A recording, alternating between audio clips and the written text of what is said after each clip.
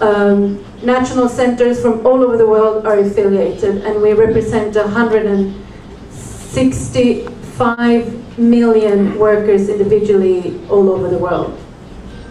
So we got involved in our first sporting event many years ago. It was actually for the FIFA, but then more organized. We started in 2003 together with a couple of other organizations. It is the International Textile, Garment and Leather Workers Federation, which also represented here today. And we had the Clean Clothes Campaign, which is an NGO working with better conditions in the textile sector. And also there was the ITUC, and in the beginning we also had the big NGO called Oxfam, but which is no longer part of the Playfair structure formally. Why did we start this campaign? Well, sportswear, especially in textile, shoes, everything is a growing market. It's actually a very big business. It is also one of the sectors where you have one of the worst conditions in the world. You have a lot of sweatshops mainly located in Asia, but they are, I know they're here. We talked about it yesterday. I know you have them also in Brazil. And we want to make a statement that would like to try and change the conditions for the workers. So this big campaign that is actually more of a communication and lobbying campaign that we have been leading now for many years. It's not about the campaign itself. It's about actually trying to achieve better conditions for the workers. For example, China is one of the biggest producers of sportswear and textile garment in the whole world. And they are also now, since 2 years ago, the second biggest market for Nike, who is producing a lot of their clothes. So they're both producing and buying in the same country, which is a new thing which we didn't have before. For each time the games moves on, and we have mainly been working on the Olympic Games throughout the years, but the production stays. So even if the country changes for the games, they move from Vancouver to London and on, but the production mainly stays in the same locations, mainly in Asia.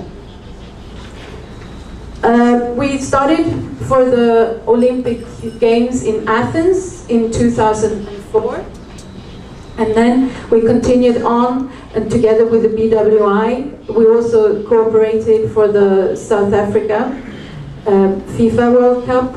We did some work for the Winter Olympics in Vancouver. And now there's a really big campaign going on in the United Kingdom for the London Olympic Games in 2012.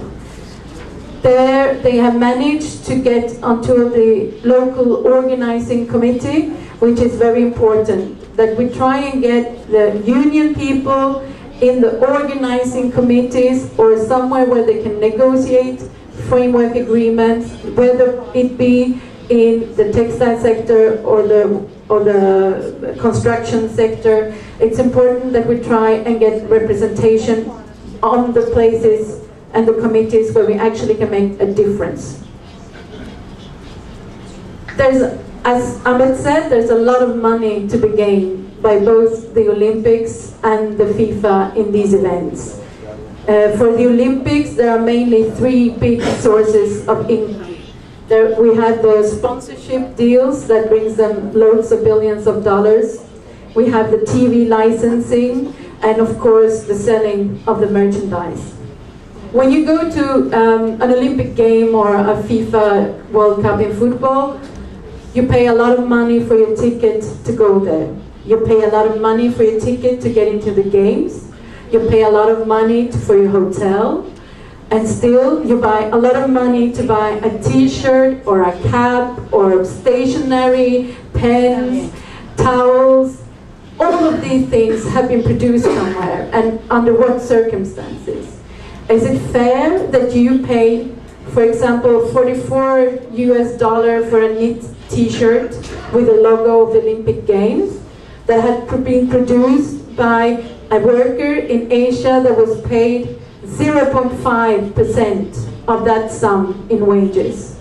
And still, they maintain that they can't afford to pay the workers better wages, which is, to be frankly, just bullshit.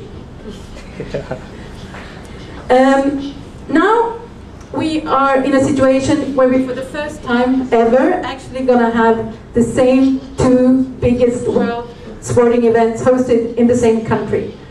So we also think this is a big opportunity for us to try and get our acts together as international and national unions and try and support each other's work, because I think we're going to need all the support we can get to get to good conditions and good and fair wages for the people involved, no matter what sector. This is why we think that this is a golden opportunity for us now to bring people together from as many sectors as possible. And for example, if we manage to get a framework agreement in construction, why should it only be for the FIFA or the stadiums located to football?